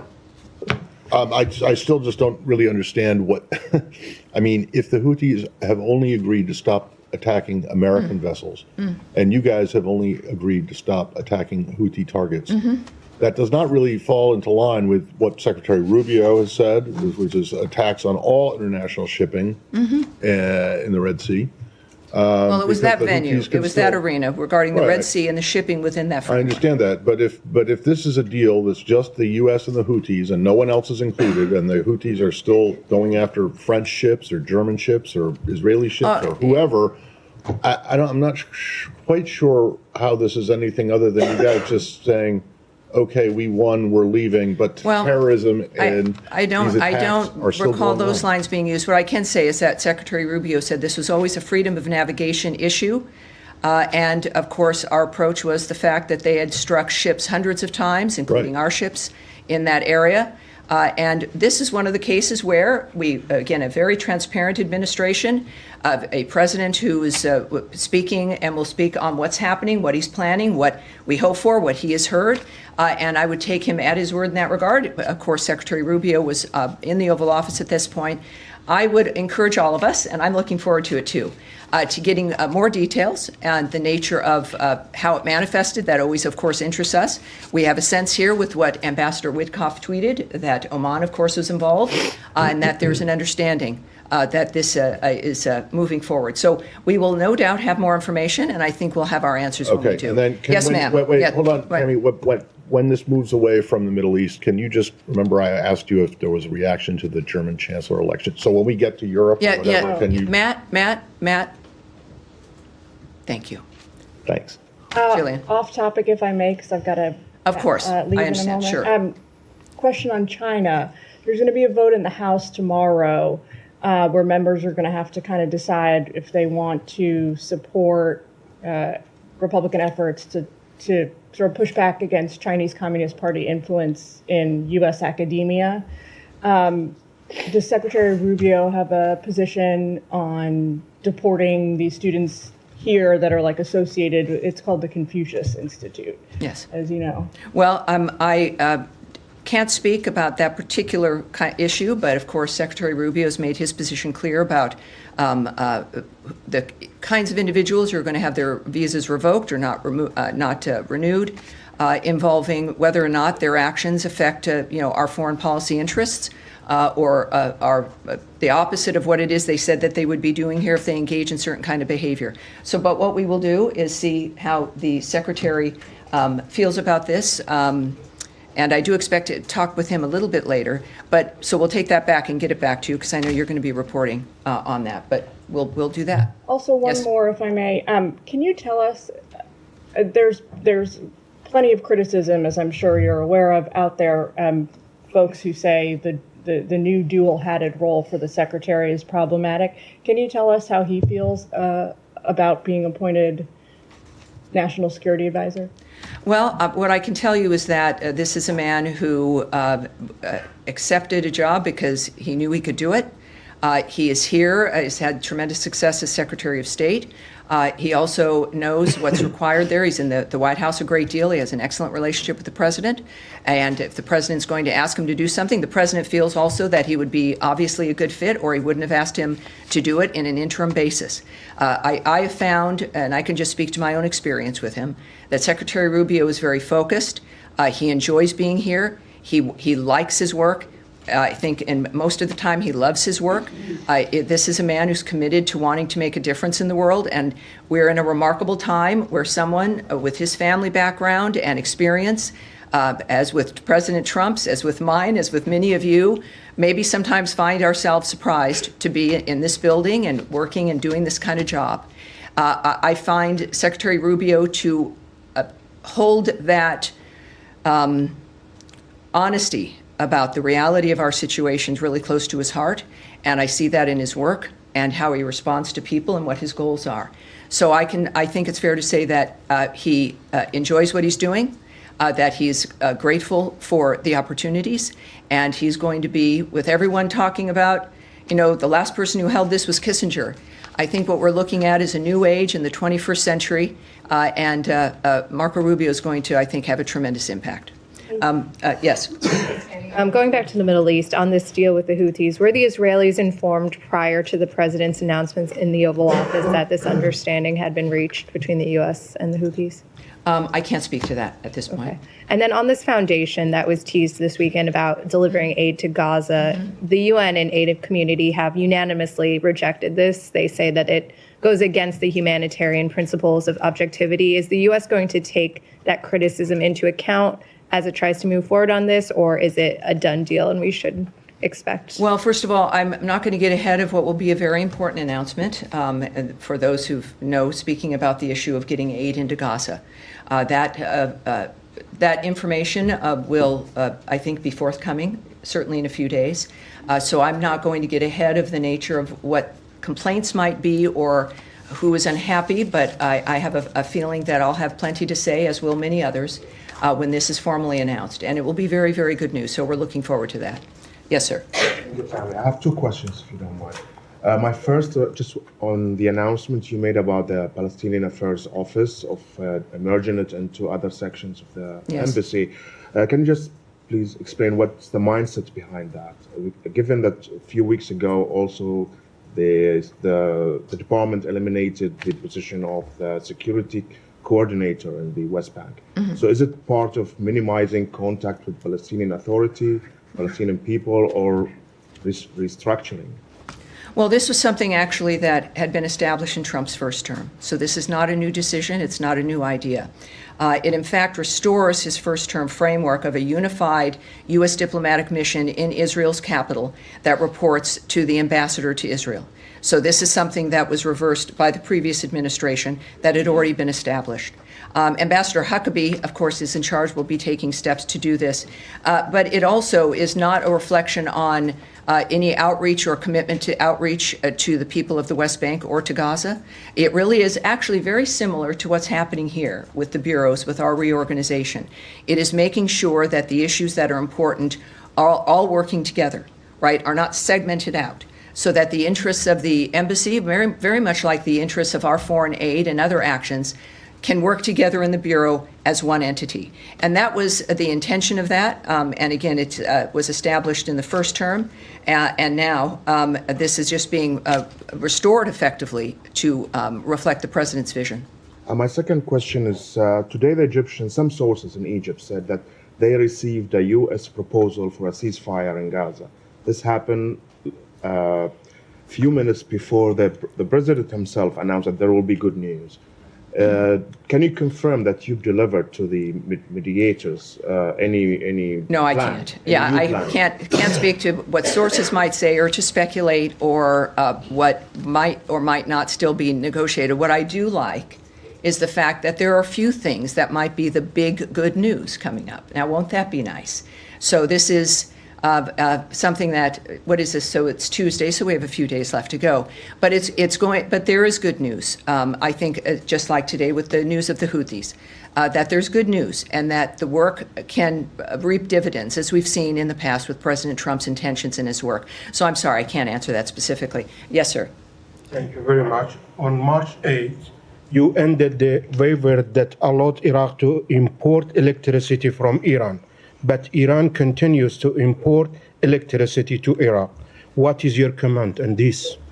Well, as part of the maximum pressure campaign, the waiver for, you're right, for Iraq to import Iranian electricity was not renewed last month, March of 2025. The government of Iraq is taking steps to secure alternate sources of electricity, including through expanding gas capture and increasing imports from other neighboring countries.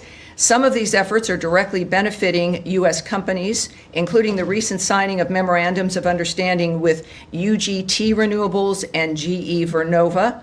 And of course, we continue to support all of efforts, all of the Iraqis' efforts to end their energy reliance on Iran.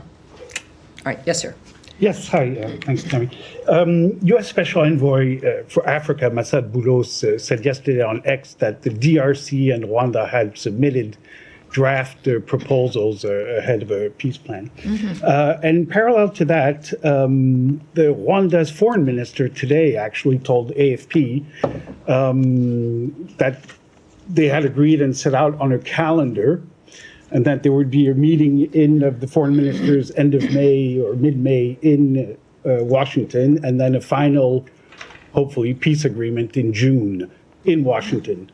Can you confirm any of those? Of that well, calendar? what I can confirm is this. Of course, the important historic meeting that Secretary Rubio established that happened on April 25th with the foreign ministers of the DRC and Rwanda occurred, of course, and at this meeting, both sides committed to reaching a resolution. This is a decades-old conflict, and they signed a declaration of principles.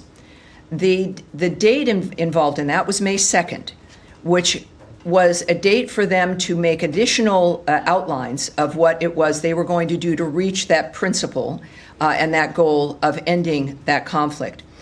So that was outlined in the Declaration of Principles. Both of them, in fact, by that date, submitted the inputs, their ideas for a draft peace agreement and a roadmap for peace. When we think about the remarkable establishment of this, some conflicts that are so old or not as looked at as much as others that are in the world, We are working on all of them, and this was a tremendous achievement. So both did meet that deadline. We welcome, of course, those details and recognize this is an important step toward fulfilling the commitments made in that Declaration of Principles. And we are going to build on the momentum and continue to work with African Union partners and both of the parties to get to an agreement that delivers a durable peace, economic prosperity, and stability in the region. Senior Advisor Boulos's meetings in Doha last week, in fact, were a further step toward that goal. And that's all I can report to you. But it's more good news. What do we know? Yes, sir. Thank you, Tammy. Moving to Ukraine, if I may. The president has been discussing Ukraine peace efforts with foreign leaders. We heard from the White House over the weekend about the call with Erdogan. We heard him saying it today with Canadian Prime Minister. Yes. The caveat that you cannot, walk us into the White House discussion. Let me ask you this: does that mean that you guys are staying very much as a key mediators, contrary to the media reports, and that following minerals deal, talks are entering right now into a new phase? Well, first I can tell you, of course, there were some erroneous reports, fake reports about the nature of where we stand. I made a number of comments in the midst of those reports, debunking them. The fact is that Ukraine, of course, we've been its largest supporter. We remain its largest supporter. We remain within our posture of being mediators within this framework. But as I think I said to you last Tuesday, a week ago, was that we do recognize, and everyone has to, that both parties must come up with their proposals for an enduring peace, that we are looking for progress. And that is because we have a time, in our minds, the president has noted that this can't go on forever, as has the secretary. And so the framework of if we were to withdraw as a mediator would come if we don't see progress from the parties. And we do. The president has made recent comments about his continuing optimism about what was possible. And of course, the secretary also has been traveling a great deal and continues to. But our commitment is not one that is fainting. It is not one that was brief. This is a commitment that, while styles might change on occasion or the nature of the strategies might change, but our commitment remains the same. And again, it is reliant on the parties showing us that progress is possible, that they're working for progress, that steps are being taken for progress. And then the president, who is in charge of how this proceeds, will make his determination. He's, of course, involved with all of the parties in this regard, along, of course, with Secretary of State Marco Rubio and, of course, the interim NSA. So we're sure about that. I appreciate you bringing it up because there's a lot of fake news. I think we've been extremely clear, and I appreciate the opportunity to be clear again about our commitment to Ukraine. Thanks so much for that. When you say both parties, I'm failing to understand why Ukraine is in this let's say group. Ukraine did everything you asked them for, to do. They signed a yes, and I've enjoyed being at the summits, working with people, meeting my counterparts in Ukraine. Their commitment, obviously, they want this to stop, this carnage to stop. It's clear. But I'm not in every room and with every conversation. What I convey to you in my role is what the Secretary of State has said and what the President has noted, is that the parties must come together with concrete efforts and acknowledgments and ideas and strategies to end the conflict. So when that is something I convey to you, I can't. I'm not going to speak for the Ukrainians, certainly not for the Russians, but both parties, within the framework of the conversations that the negotiators and diplomats are having, must participate in that framework. Yes, ma'am. Thank you very much, Carney. I have two questions. One on the U.S. diplomatic missions. Another one is China and Russia, if I may. Regarding the closure of U.S. diplomatic missions overseas, can you confirm that the United States is considering closing the diplomatic missions in 27 countries around the world, and will it also close its consulate in Busan, South Korea? And the second question, it has been reported that Chinese companies are producing missiles in Russia. And Russia's Kremlin announced that it would strengthen solidarity with China to celebrate the victory days. What are you concerned about China and Russia's military cooperating? Well, what I've said several times from this podium is that there are several nations that are responsible for helping move the carnage that is unfolding in Ukraine in this war. That many nations are responsible for the nature of how it continues. And I've stated that several times. The State Department has as well.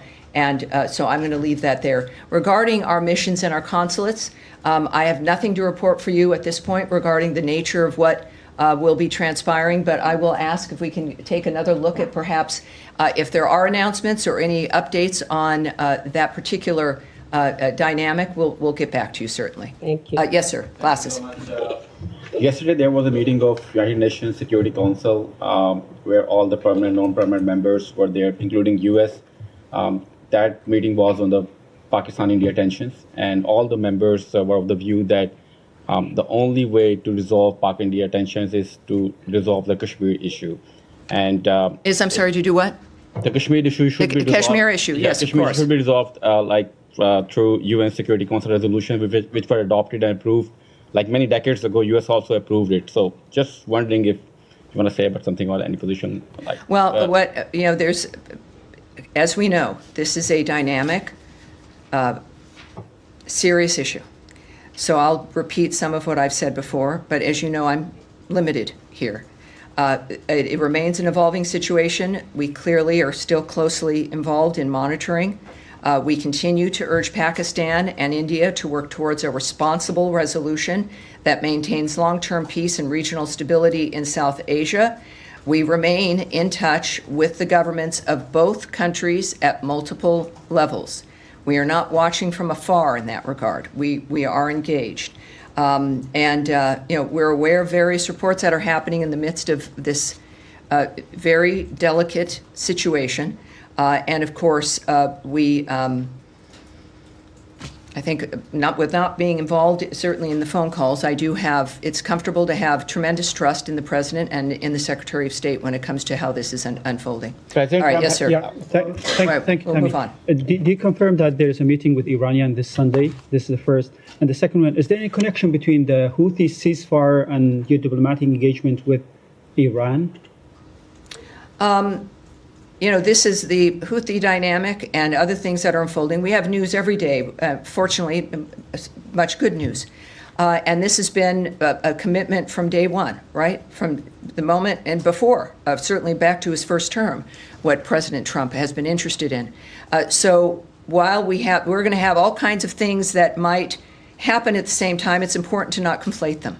That we have results of things that have been worked on for weeks and months that are now coming to fruition.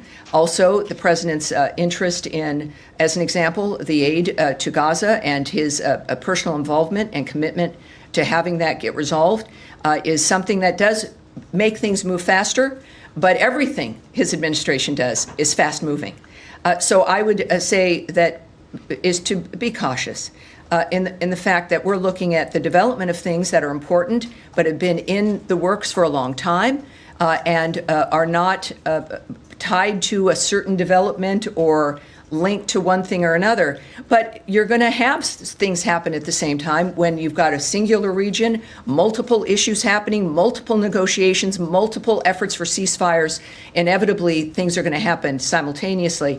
But I think that is the result of the kind of work that we've been engaged in for weeks now. And so that's all I can say about that. What about the meetings with Iranian this Sunday?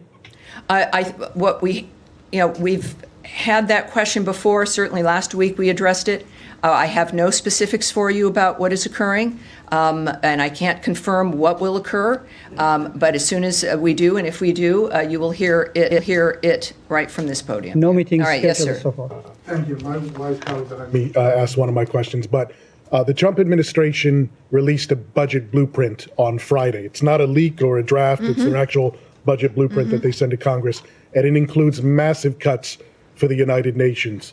So with Ambassador Designate Waltz heading there, presumably at some point this year, I mean, what is going to be his mandate? Is he going in with priorities to advance certain U.S. interests, or is he going in with more of like a Secretary McMahon's mandate to kind of start to unwind things, so to speak? What is his mandate going to look like? Well, I think that conversation is something that President Trump and soon-to-be Ambassador Waltz would be having. What we do know is that what the White House submits to Congress is a budget that reflects their commitments and what they want, and it certainly is consistent with the nature of what they're trying to do with government, which is not just for the sake of making it smaller, but making it more efficient. You've got to be nimble, and you've got to know what your mission is. You've got to be spending money based in a way that is a reflection of what the American foreign policy is, what our values are, and that bigger doesn't necessarily mean better. It certainly doesn't mean necessarily that you can get things done. As a matter of fact, more bureaucracy, the less that you're able to accomplish. So from the start, and I have a feeling we might be talking about this for 4 years, is the fact that just because something is changing or looks different doesn't mean it doesn't exist or it's not going to do the same job. It will do a better job. That is always the goal, and that is the focus. So, and then, of course, this is a budget recommendation from the White House, and then we will watch that unfold with Congress. But it certainly reflects the president's agenda and his goals. Yes, Eric. Yes, Tammy. If I could ask, we've seen reports the last couple of days about, you mentioned the president's statement today about the Houthis and their ceasing of attacks on U.S. ships. But we've also seen reports in the region that Israel is calling up more reservists for a potential expansion in Gaza. Can you speak to the challenge of fighting all of the different Iranian proxies at once? And is this an area of concern as potential for an expansion in the fighting and the conflict in Gaza? Well, you know, we've seen clearly the nature of Hamas and that it has to be wiped off out of Gaza completely if there's to be any peace. We certainly have seen the impact on Hezbollah as Israel continues to defend itself against that armed squad of Iran and the Houthis as well. The good news is the United States, of course, can do many things at once. Israel also has a right to defend itself. And as an ally, we support that, and we clearly have made that clear to the world as well. And the remarkable agreements and at least even just getting Iran to the table has been a tremendous accomplishment for our ambassadors, for President Trump's foreign policy. So it's not what one would want. You want a peaceful world. President Trump came into a world that was left behind through the previous administration in a condition that required immediate intervention. And that is what he has done, and that is what the American people expected. He is acting on that expectation. It's again, a lot of us would, certainly everyone involved in these conflicts and wars, this is not what any family anywhere in the world imagines what the next day would be for their families. And I'm proud, and we all should be, that the United States continues to work to change all of these conflicts, to bring them to heel, to stop them, and to make people's lives better. I'm very excited that many efforts are going to bring fruit to our conversations, and we'll be able to talk more about that later in the week. But no, I think that when it comes to Israel defending itself, us supporting Israel, and the nature of our commitment for peace in that region, Iran is certainly at that framework, and we have tremendous ambassadors like Steve Witkoff setting the table there about what needs to happen for the country, for the region, and for the world. All right. Yes, sir. So going back to Ukraine, you said you were waiting for concrete proposals, and so are there any new proposals? And what's the status? Well, if there were new proposals, I wouldn't stand here and say we were waiting for new proposals. Okay, so and that at the same time, there is, it is a word I used a lot in the beginning of my briefings, but it's true here. It's fluid, right? So it doesn't happen only at certain times of the day or when I'm briefing. These are efforts and conversations that I have to say are really 24/7, right? There's action in each part of the world in making a difference here and finding a common ground. Secretary Rubio has noted on a few occasions that, in some ways, getting them to the table was the easy part. And then you have to discuss, you want the ceasefire, you want the slaughter to stop. Then it comes down to how do you get two parties like this to agree to stop, in a durable way, in a long-term way. That's the difficult part. We've got to get to that ceasefire part. But the conversations, that's why there's been this dynamic of we've got to see progress in order for us to understand the process and how our process and how our posture in that will continue. And that becomes the question. So let me ask you a more broad. Because you asked me in a different way. No. All right, go give it a shot. With regards to the negotiation, but also broader, do you still support the principle of territorial integrity and not changing? That's a much easier, much different question. By force. Obviously, I'm not. Now, if we were at a seminar somewhere at my alma mater at USC, I would love to have that conversation with you, but I won't here today. Matt, so you wanted me to follow up on the German elections, is that right? No. The election of the chancellor. Yeah. If you have something. Yes. So we congratulate Friedrich Merz on his election as chancellor in Germany. We will continue to work with Germany and its next government to ensure the security of the United States and Europe. Okay. So there you go. Congratulations to the new chancellor. Wait, hold on. Matt, that's it for today. Thank you, everyone. Have a great day. Thank you. Thank you, everyone. Oh, well, yes. Actually, there is one more thing. And thank you for this as we move on from congratulating people. There is two individuals that I think this is an important thing and that I wanted to make note of, and certainly the people that I work with wanted to make note of. So before we conclude officially, I want to take a moment to honor the lives and legacies of two towering figures in American diplomacy, Ambassador Ruth Davis and Ambassador Lino Guterres, both of whom we sadly lost in recent days. Ambassador Davis was a trailblazer whose distinguished service as a director of the Foreign Service Institute and the Director General of the Foreign Service shaped generations of diplomats. Ambassador Guterres served our nation with great distinction as U.S. Ambassador to both Argentina and Nicaragua. A steadfast champion of diplomacy, his commitment to service inspired many. We remember them not only for their contributions to our country, but for the grace, wisdom, and integrity they brought to the craft of diplomacy. Their absence leaves a profound void, and their legacies endure. May their memories continue to inspire us all. Again, Ambassador Ruth Davis and Ambassador Lino Guterres. That's how we'll end today. Thank you, everyone. Have a great day. Thank you for mentioning them.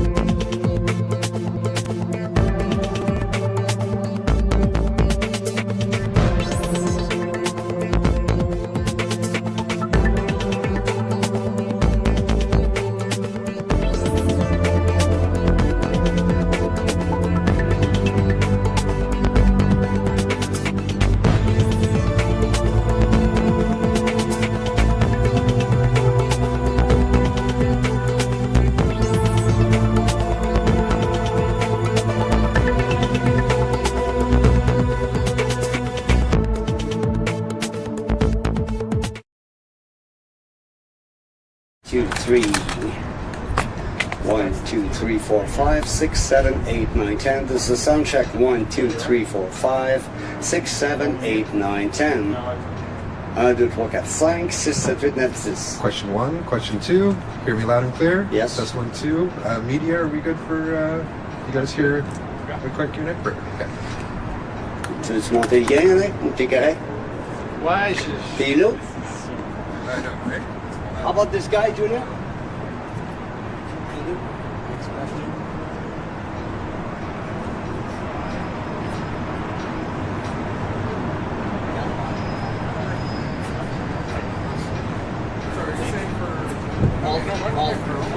don't remember what I put in there.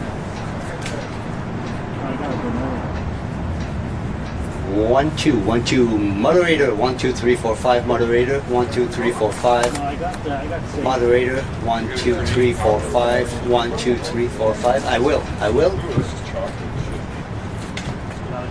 sound check, 1, 2, 3, 4, 5, 6, 7, 8, 9, 10, 1, 2, 3, 4, 5, 6, 7, 8, 9, 10, this is sound check, 1, 2, 3, 4, 5, 6, 7, 8, 9, and 10. Was it one specific mic or